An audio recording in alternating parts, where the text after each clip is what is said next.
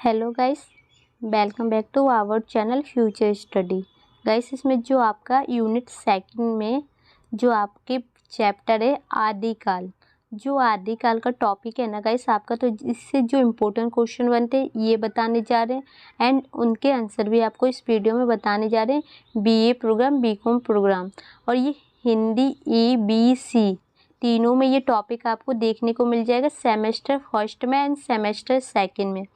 तो आप किसी भी सेमेस्टर में हो ना तो इस वीडियो को देख सकते हैं, ठीक है। तो ये देख सकते हैं बीए प्रोग्राम, बीकॉम प्रोग्राम के लिए वीडियो है।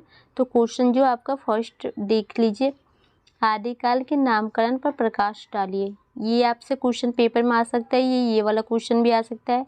आदिकालीन परिस्थितियों का विवेचना कीजिए। इसके ऑप्शन में ये वाला क्वेश्चन इस टाइप से भी पूछा जा सकता है आपसे।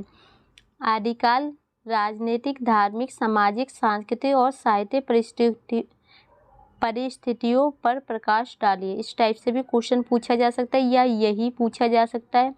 तो आप देख लीजिए किस टाइप से आपसे पेपर में आ सकता है। एक ये क्वेश्चन है, आदिकालीन प्रवृत्तियों का विवेचना कीजिए। आदिकालीन प्रवृत्तियों की विशेषता का उल्लेख कीजिए। तो इन दोनों में से भी क्वेश्चन आए तो आंसर सेम है। तो इसमें टोटल 3 क्वेश्चन है आपके सामने है। इन तीनों क्वेश्चन के इस वीडियो में हम आंसर बताने जा रहे हैं गाइस आपको। तो इस वीडियो को कंप्लीट देखिएगा तो आपको आंसर याद हो जाएंगे। तो चलिएगा इस वीडियो को स्टार्ट करते हैं। तो सबसे पहले जो क्वेश्चन हमने लिया, जो आदिकाल का नामकरण, तो आपको पता होना चाहिए जो आदिकाल का नामकरण है ना गाइस, उसमें ना काफ़ी ज़्यादा मतभेद है। काफ़ी ज़्यादा जो विद्वान है ये कहते हैं कि आदिकाल का जो नामकरण इस सन में हुआ, तो कुछ कहते हैं इस सन में हुआ, तो कुछ इसको और नाम से बुलाते हैं, तो कुछ और नाम को। तो ये आपको एक दो लाइन में तो आपको सिर्फ यही लिखना है कि जो आदिकाल के नामकरण को लेकर काफ़ी ज़्यादा जो विद्वानों में मतभेद है कि इसका नामकरण कब हुआ और इसका सही नाम क्या है, ठीक है। तो अब देखिए हम आंसर आपको बताते हैं।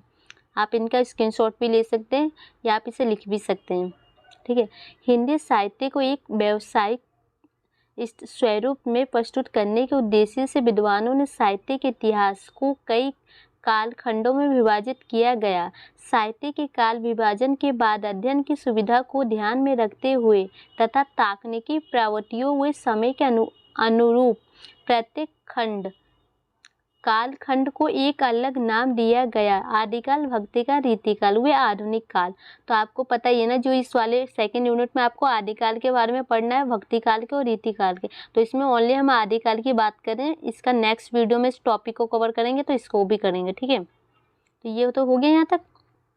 हिंदी साहित्य के काल विभाजन एवं नामकरण के पीछे विभिन्न विद्वानों द्वारा अपने अपने विचार रखते हुए उसके औपचारिक और सिद्ध करने के प्रयास किए गए।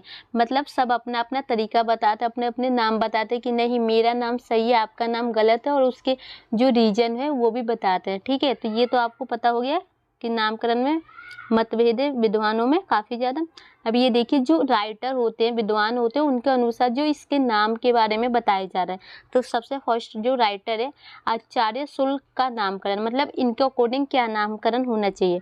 तो देखिए 1929 ईस्वी में प्रकाशित तथा शुल्क जी द्वारा लिखित प्रथम तक संगत एवं अधिकांश विद्वानों द्वारा प्रमाणित हिंदी साहित्य का इतिहास में आदिकाल 1050 से 1375 ईस्वी को वीरगाथा काल नाम दिया गया। तो आपको समझ में आ गया इनके अकॉर्डिंग ना जो 1050 से 1375 तक है, और इनका जो नाम इन्होंने दिया ये वीरगाथा काल दिया गया, ठीक है। तो ये तो एक हो गई एक राइटर की बात, इनका नाम याद रखिएगा। एंड सेकंड देखिए, इस नामकरण का मुख्य आधार उस समय वीरगाथाओं की प्रचुरता और उनकी लोकप्रियता को माना गया, ठीक है। और जो इनका नामकरण है ना, इनको जो इनके अकॉर्डिंग जो बाकी विद्वान इनकी आलोचना भी करते हैं, तो वो देखिए किस प्रकार है और इनका रीजन क्या है आलोचना करने का, ये भी बताया। शुल्क जी द्वारा आदिकाल का नामकरण वीरगाथा काल के रूप में दिए जाने के संबंध में विभिन्न विद्वानों में मतभेद रहे हैं।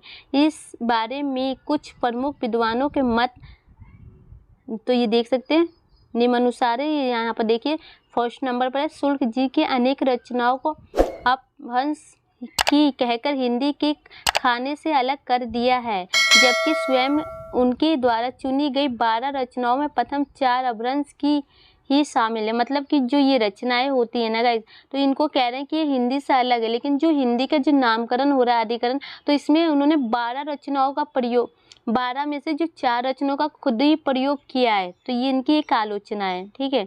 और एक ये राइटर है, इनके अनुसार चंद्रधर शर्मा गुलेरी के अनुसार है जो अपभ्रंश मिश्रित हिंदी की पुरानी हिंदी है। तो मतलब ये पुराना है, ये कोई नया नहीं है, ये हिंदी के लिए प्रयोग किया जाता है। तो इनकी आलोचना है, क्योंकि ये जो ऊपर हमने जो राइटर आपको बताया था, ये आचार्य शुक्ल जी ने नहीं मानते, तो इनकी आलोचना की जा रही है, ठीक है। तो ये तो हो गई। इसी टाइप से इन्होंने भी बताया, ये राइटर देख लीजिए यहाँ पर, ये देखिए, मिश्रण तमाम रचनाएं उनके संबंध के कुछ विद्वानों का अपभ्रंश की होने का भ्रम हो गया है, पुरानी हिंदी की रचनाएं ही मानी जाएगी। और ये पुरानी हिंदी की रचनाएं कोई नई नहीं है, ठीक है। तो इन्हें जो आचार्य द्विवेदी प्रसाद है इन्हें नहीं मानते, इसलिए उनकी आलोचना की गई है, ओके। अब देखिए, जो विभिन्न विद्वानों द्वारा दिए गए नाम उनके औपचारिक, मतलब कि इसके अलावा जो बाकी विद्वानों ने नाम बताया गया, समय बताया, उनका देखिए रीजन बताया गया, उन्होंने क्या बताया। हिंदी साहित्य के प्रथम पढ़ावा अथवा आदिकाल को विभिन्न विद्वानों द्वारा कई अलग अलग नामों से अभिहित किया गया। आदिकाल के नामकरण के संबंध में कुछ प्रमुख विद्वानों के मत निम्नानुसार है, ठीक है। आचार्य शुक्ल का तो ऊपर हमने जो बात कर ली वही है। आपको यहाँ पर देखिए, वीर गाथाओं की प्रचुरता और लोकप्रियता के आधार पर ये नाम आपको दिया गया, ठीक है। एंड सेकंड है हजारी प्रसाद द्विवेदी जी के अनुसार वीर गाथा नाम के लिए कई आधार ग्रंथ महत्वपूर्ण और लोकप्रिय नहीं है था, कईयों की प्रामाणिकता, समय सीमा आदि विवादित है। अतः आदिकाल का नामकरण ही उचित है, क्योंकि साहित्य की दृष्टि से यही काल अपभ्रंश काल का विकास ही है। मतलब ये जो बताते हैं ना, जो हजारी प्रसाद द्विवेदी, इनका मानना है कि जो आदिकाल नामकरण है वही सही है, इसके अलावा कोई दूसरा नाम नहीं होना चाहिए। महावीर प्रसाद द्विवेदी आरंभिक अवस्था या कहे कि हिंदी साहित्य के बीज बोने की समय विधि के आधार पर महावीर प्रसाद द्विवेदी जी ने इस काल को बीज वापन काल कहा। वैसे यह नाम भी आदिकाल का योतक है, मतलब कि ये भी नाम ना एक तरह से चल जाएगा, ठीक है। तो ये इन्होंने बताया, तो ये आपको यहाँ समझ में आ गया गाइस। तो ये देखिए, यहाँ पर एक राइटर और है, इनके अनुसार ये देख लीजिए। तो इसी टाइप से आपको इनका लिखना है। ये गुलेरी जी ने अपभ्रंश और पुरानी हिंदी को एक ही माना है तथा भाषा की दृष्टि से अपभ्रंश का समय होने का कारण उन्होंने अपभ्रंश काल का संज्ञा दी है। तो ये तो हो गए इनके जो विद्वान है, अलग अलग राइटर। अब इनका जो निष्कर्ष है ना, मेन क्या निकलता है कि इनके नाम को क्या रखा जाए। तो ये देखिए, हिंदी साहित्य के प्रथम सोपान का नामकरण यह कहे कि आदिकाल के नामकरण की समस्या पर अनेक विद्वानों ने अलग अलग तख्तों हुए साक्ष्यों के आधार पर अपने अपने मत अनुसार किया। जैसे कि उपयुक्त विवेचना से स्पष्ट है कि अधिकांश विद्वानों कोई स्वयं मान्य नाम नहीं दे सके। तो कोई भी ना एक प्रॉपर एक अच्छा सा नाम नहीं दे पाए, सब अलग अलग कुछ ना कुछ बता रहे हैं, लेकिन कोई किसी भी का नाम ना मान्यता नहीं है। विश्वनाथ प्रसाद मिश्र ने इस काल को वीर काल कहा, जो शुक्ल जी द्वारा प्रदत्त नाम का ही संक्षिप्त और काशी नगरीय प्रचलियन सभा द्वारा प्रकाशित हिंदी साहित्य का वह इतिहास में अनेक वीरगाथा काल को ही उचित माना गया। तो ये देख सकते हैं, यहाँ पर दो नामों की बात की गई, एक तो वीर काल और ये वीरगाथा काल, इन्हें उचित माना गया है। अतः जब तक कोई निविवादित रूप से स्वीकार्य और प्रचलित नाम नहीं आता, तब तक वीरगाथा काल को ही मानना सीमा चिन्ह होगा। तो आपको समझ में आ गया मेन पॉइंट जो आपका बनता है आदिकाल का नामकरण का, तो वीरगाथा काल माना गया है। यहाँ से आपको एंड करना है इस टाइप से। तो आपको इन 2-3 राइटरों के नाम याद कर लेने, कवियों के, और उसके जो उन्होंने बताया उसकी आलोचनाएं याद कर लेनी है कि उन्होंने क्या क्या बताया। तो ये तो आपका एक क्वेश्चन यहाँ कंप्लीट हो गया। अगर आपके पेपर में है तो इसी टाइप से लिखना है, आप इसके स्क्रीनशॉट ले सकते हैं एक बार।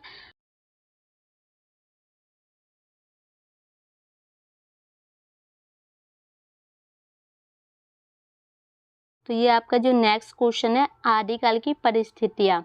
तो इसके 4 पॉइंट होते हैं। तो आपके सामने फर्स्ट है राजनीतिक और सामाजिक, धार्मिक, साहित्यिक। तो ये 4 है, तो चारों के बारे में आपको यहाँ बताया जाएगा। तो ये देखिए फर्स्ट वाले में आपको क्या देखने को मिलेगा। हिंदी साहित्य के प्रथम काल को सिद्धकाल, सिद्ध, समकाल, बीजपन काल, चरण काल आदि अनेक नामों से संबोधित किया जाता है। हिंदी साहित्य के प्रथम काल को आचार्य शुल्क वीरगाथा काल कहते हैं। हिंदी साहित्य के वीरगाथा काल या आदिकाल की राजनीतिक, सामाजिक, धार्मिक तथा साहित्यिक परिस्थितियाँ इस प्रकार है। तो आपको समझ में आ गया गाइस, आदिकाल के जो 2 नामकरण है, 2 नाम है, एक तो ये वीरगाथा काल है और एक दूसरा आपका जो आदिकाल है, या लगाया गया है। देख लीजिए इन दोनों में से आपके पेपर में कोई सा भी क्वेश्चन आता है ना, तो आंसर आपको यही लिखना है, कन्फ्यूजन नहीं होना अगर आपके पेपर में ये लिख के आ जाए आदिकाल की जगह तो। ठीक है, तो इसका फर्स्ट पॉइंट आपके सामने देखिए। राजनीतिक काल का राजनीतिक इतिहास राजपूतों के उत्थान पतन तथा मुसलमानों के आक्रमण एवं उनके शासन स्थापन का इतिहास है। तो ये जो राजनीतिक है ना, तो जो मुगल जो राजपूत होते हैं ना, मतलब उसके जो जन्म से लेकर उनके पतन, उनके मृत्यु तक के बारे में बताया गया। इसमें मुसलमानों के बारे में बताया गया है। ठीक है, इस काल में देश को की एक सुदृढ़ अहम केंद्रीय शासन का अभाव है। संपूर्ण राष्ट्र छोटे छोटे टुकड़ों में विभक्त है। सम्राट हर्षवर्धन की मृत्यु के बाद केंद्रीय शासन अत्यधिक कमजोर हो गई है। तो इसमें जो वहाँ के राजा सम्राट से उनकी जो मृत्यु हो जाती है ना, तो यहाँ का जो शासन व्यवस्था है कमजोर हो जाता है और राज्य छोटे छोटे टुकड़ों में बट जाता है, राष्ट्र और राज्य। ठीक है, तो ये हो गया। इसी बीच महबूब गजनवी ने देश पर आक्रमण करके देश की राजनीतिक धारा को मोड़ दिया। इसके बाद विदेशी मुसलमान शक्तियों ने बराबर आक्रमण करके मुस्लिम शासन का मार्ग खोल दिया। इस काल में पारस्परिक युद्ध एवं बाह्य आक्रमणों ने ऐसा वातावरण बना दिया कि साहित्यकारों को विवश होकर वीरगाथात्मक रचनाओं को लिखना पड़ा। इस रचनाओं का उद्देश्य समाज को इस योग्य बनाना था कि वे देश के लिए अपने प्राणों को बाजी लगा सके। मतलब कि जो वहाँ पर लड़ाई होने लगी इस मुस्लिम में, और बाहर के जो मुस्लिम थे वहाँ से आके लड़ाई करने लगे, तो जो वहाँ के जो कवि थे ना, उन्होंने रचनाएं लिखना शुरू कर दी कि उन रचनाओं से ना प्रेरित होके ना वहाँ के जो करे अपने प्राण त्याग कर सके और अपने समाज की जो रक्षा कर सकते। उनका उद्देश्य था कि समाज में योग्य बनाना और देश की रक्षा करने के लिए उन्हें प्रेरित किया गया। ठीक है, तो राजनीतिक में ये लिखना है कि अपने समाज को बचाने के लिए। तो ये देखिए अब सामाजिक में क्या है आपका। आदिकाल काल में समाज का मुख्य रूप से 2 वर्गों में बांटा हुआ है, एक सेवक, दूसरा सेव। सेव वर्ग में राजा, संवत एवं सम्राट एवं सरदार तथा सेवक वर्ग में प्रजा। आपको 2 है, एक में तो राजा आते हैं, मंत्री आते हैं, और एक उससे जो नीचे होती है ना सेवक आते हैं। प्रजा समझ सकते हैं या वहाँ के दासी समझ सकते हैं या वैश्य समझ सकते हैं, जो उनके मनोरंजन के लिए काम करते हैं। ठीक है, कि उनकी खुशी के लिए अपने आप को पेश करते हैं। जो राजपूत के वर्ग है ना, वो अपने स्वार्थ के लिए, अपने अहंकार के लिए ना दूसरों को नीचा दिखाते रहते, राजनीतिक एकता को खंडित कर रहे हैं और समाज में जाति पाति जो संबंध होते हैं उसको भेदभाव को उत्पन्न करते। और स्त्री में आत्म उत्साह की भावना थी, वे जोहा व्रत में विश्वास रखते थे, और वहाँ एक व्रत था उसका नाम था जोहा, उसमें विश्वास करती थी। उस काल में पत्नी वीर पति की बहन वीर भाई की और माताएं वीर पुत्र की कामना करती थी, मतलब उनकी लंबी उम्र की कामना करती थी। ठीक है, तो ये तो हो गया इसकी। देखिए धार्मिक परिस्थितियाँ।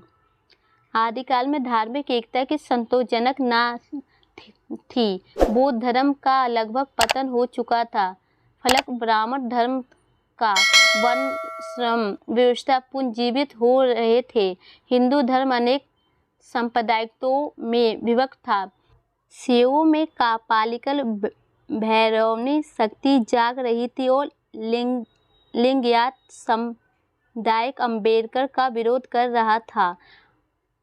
हठ योग और शक्ति संप्रदाय का प्रचार चल रहा था। इस समय इस्लाम धर्म का प्रवेश हुआ और मुसलमानों की बाबर सेना ने सभी हिंदू धर्म संप्रदायों, मठ और मंदिरों को नष्ट करने का अभियान चलाना अभियान चलाया। तो इसमें साफ सिंपल शब्दों में आपको जो बताया ना कि जो वहाँ की धार्मिक मतलब धर्म के नाम पर भेदभाव शुरू होगा। जो वहाँ के मुसलमान थे ना, वो सिर्फ ये चाहते थे कि जो हमारे मुस्लिम धर्म की प्रचार हो, हिंदू धर्म की प्रचार नहीं हो, और लिंग जाति के नाम पर भेदभाव उत्पन्न करने लगे।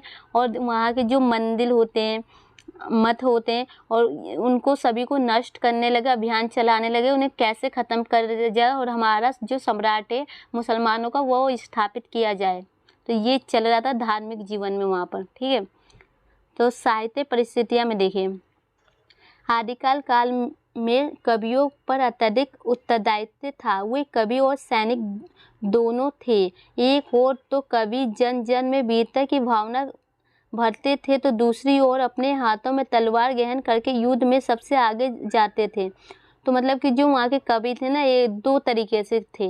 एक तो वो थे कि जो लोगों को प्रेरित करते थे, वहाँ जन जन भावना, एकता की भावना पैदा करते थे, और एक दूसरी ओर ये वही कवि एक तलवार लेके लड़ाई के युद्ध में जाते थे, ठीक है। इस काल में कवि चरण वृत्त वाले होते थे। इनकी कविताएं अतिशयोक्ति होती थी, जिसमें आश्रयदाताओं की बढ़ चढ़ कर प्रशंसा रहती थी। देश समाज आदि इस काल के साहित्य में थे। तो ये आप समझ गए। तो वहाँ के दो टाइप के कवि थे ना, देखिए, वे कवि जो सैनिक भी थे, और एक जो सैनिक भी होते थे वहाँ की जो देखभाल भी करते थे, और अपने हाथों में तलवार लेके वहाँ की लड़ाई में पार्टिसिपेट भी करते थे। और दूसरा वो है कि जो लोगों में अपनी रचनाओं के प्रति जागरूकता फैलाने की भी कोशिश करते थे। तो ये तो हो गई। अब ये आदि, तो गाइस देख सकते हैं जो यहाँ पर ना आपका क्वेश्चन नंबर 3 स्टार्ट हो गया है, जो आदिकाल की विशेषता है, ठीक है। तो इसकी जो निम्नलिखित विशेषता है आप इस प्रकार समझ सकते हैं। यहाँ पर आप टोटल आपको 13 पॉइंट दिए, आपको इनमें से कम ना 5 से 6 पॉइंट में आंसर आपको लिखने ही होंगे। पेपर में देख लीजिए। फर्स्ट पॉइंट आपके सामने राष्ट्रीय भावना, ये देखते चलिए। तो इन सभी में से ना हम 5-6 आपको एक्सप्लेन कर दे रहे हैं, बाकी आपको स्क्रीनशॉट दिखा देंगे, आप ले लीजिएगा, ठीक है। स्क्रीनशॉट ले लीजिएगा, याद कर लीजिएगा। तो ये देखिए, पहला तो आपका राष्ट्रीय भावना है, क्योंकि वीडियो कुछ ज़्यादा ही लंबी हो रही है। आदिकाल में राष्ट्रीयता की भावना अत्यधिक संकुचित थी। 150 गांवों के साथ अपने राज्य को राज समझने वाले राजाओं का अभाव नहीं था। मतलब कि जो वहाँ के 150 जो गांव होते हैं ना, घरे होते हैं ना, तो उनको ना राजा जो अभाव नहीं था, उन्हें राष्ट्र समझा जाता था, ठीक है। समूचे भारत को नहीं बल्कि राज्य विशेष को ही राष्ट्र मान लिया जाता था। पूरे देश, पूरे भारत को नहीं, बस एक राज्य को ना वहाँ राष्ट्र के रूप में माना जाता था, ठीक है। चरण कवि जीविका प्राप्ति हेतु अपने आश्रम दाता की झूठी प्रशंसा किया करते थे। जो वहाँ के कवि होते हैं ना, अपने जो राजा होते हैं, वहाँ उनकी झूठी झूठी तारीफ किया करते हैं, कि जिससे ना उनके वहाँ पर उन्हें टिके रहे और उन्हें अच्छे से धनोन अर्जित करते रहे। राजाओं का परस्पर संघर्ष ही राष्ट्रीय भावना के अभाव का घोतक था। तो उसमें जो राष्ट्रीय भावना नहीं थी ना, इसका कारण मेन यही था कि जो राजाओं का अभाव था, वहाँ पर वो अच्छे से अपना देख नहीं रहे थे, जनता पर सेवा नहीं कर रहे थे। अब सेकंड पॉइंट है आपका ऐतिहासिक, ठीक है। तो ये आप देख लीजिए, इसका स्क्रीनशॉट ले लीजिए। इसका हम नेक्स्ट पॉइंट आपको बताते हैं। अब ये देखिए, जो थर्ड है ना, जन जीवन के चित्ररथ का अभाव। चरण कवि अपने आश्रयदाताओं के गुणगान में तल्लीन रहते थे। उन्हें जन जीवन से कोई संबंध नहीं था। जन जीवन समृद्ध काव्य में नहीं लिख पाए। तो उन्हें ना मतलब बाहर के जो देश होते हैं, देश कह रहे हैं सॉरी, लोगों से कोई लेना देना नहीं था, और वो सिर्फ उनके जो राजा थे ना, उन्हीं के संग वो खुश रहते थे, क्योंकि उनसे उनका संबंध अच्छा था, क्योंकि आश्रम में उन्हें रहना था, ठीक है। तो ये देख लीजिए, नेक्स्ट पॉइंट है आपका, इस काल की रचित प्रयास सभी रचनाएं डिंगल भाषा में है। तो ये एक भाषा, इसमें आपको रचनाएं, डिंगल राजस्थान की साहित्यिक भाषा है। प्रयास, ये सभी रचनाएं राजस्थान में रची गई, इसलिए डिंगल भाषा में इसका लिखा जाना स्वाभाविक था, ठीक है गाइस। तो ये राजस्थान में ये भाषा को लिखा गया, इसलिए इसको इसी में लिखा गया। अब प्राकृतिक चित्रण, प्रकृति का चित्रण अलवन और उद्दीपन दोनों रूपों में किया गया। नदियों, पर्वतों, नगर आदि का वर्णन सुंदर है। उद्दीपन रूप में प्रकृति का चित्रण की अपेक्षा अधिक सफल हुआ, ठीक है। अब ये रसों की बात की गई है, देख लीजिए। इस काल की रचनाओं ग्रंथों के साथ रसों शब्द जुड़ा हुआ है। ये ग्रंथ रसों नाम से प्रसिद्ध है। कुछ विद्वान रसों शब्द की उत्पत्ति रहस्य से मानती है। फ्रांसीसी इतिहासकार गग्सा दास तासी ने राजा सूर्य शब्द से इसकी उत्पत्ति मानी है। ठीक है, और ये देख लीजिए जो युद्ध थे वहाँ के युद्धों के बारे में आपको स्क्रीनशॉट ले लीजिए इसका। रासो ग्रंथ में किए गए युद्ध वर्णन सजीव प्रतीक होते हैं। इन काव्य ग्रंथों में जहाँ जहाँ युद्ध वर्णन के प्रसंग है वहाँ ऐसा प्रतीक होता है जैसे कभी युद्ध का आंखों देखा हाल सुना रहा है। मतलब कि जो वहाँ के कवि थे वो लिखते हैं ना, तो आंखों देखा मतलब अपने आंखों से जो भी कुछ देखा है ना वो चीज़ सुनाते हैं और लिखते हैं। चरण कवि कलम की ही नहीं तलवार पर अपने अपने आश्रयदाता के साथ क्षेत्र में जाकर तलवार भी चलाते थे। वहाँ के जो कवि थे ना वो पैन चलाने के साथ साथ तलवार भी चलाते थे, वहाँ युद्ध भी लड़ते थे। युद्ध के दृश्य को उन्होंने अपनी आंखों से देखा था तथा इन युद्धों का वर्णन में जो कुछ भी कहा उनकी अपनी वास्तविकता अनुभूति है। इस कवियों ने केवल सैन्य बल पर ही नहीं था, योद्धाओं की मनोदशा एवं क्रियाकलापों का सुंदर वर्णन किया। नीम कथा है, देश पर सब ओर से आक्रमण की संभावना थी। निरंतर युद्ध के लिए प्रोत्साहित करने को भी एक वर्ग आवश्यक हो गया था। तो यह समझ में आ गया, जो वहाँ के कवि थे युद्ध भी करते थे और वो उसे जो भी युद्ध करके आते थे उसे अपने आंखों देखी होता था, वो वास्तविकता होती थी, उसे लिखते भी थे। तो नेक्स्ट पॉइंट ये आपका बनता है। तो ये देख लीजिए, इसका स्क्रीनशॉट ले लीजिए। इसका नेक्स्ट दिखाते हैं आपको, ये देख लीजिए। तो इसी टाइप से ना आपको इनके आंसर लिखने का, इस आपको ये पॉइंट याद हो जाएगी तो अच्छी बात है, नहीं तो हेडिंग आपको याद हो जानी चाहिए। इनमें से 2-4 लाइन भी आप लिखेंगे तो चल जाएगा। ठीक है, इसका ये रस और श्रृंगार के बारे में बताया गया, तो ये आप देख लीजिए।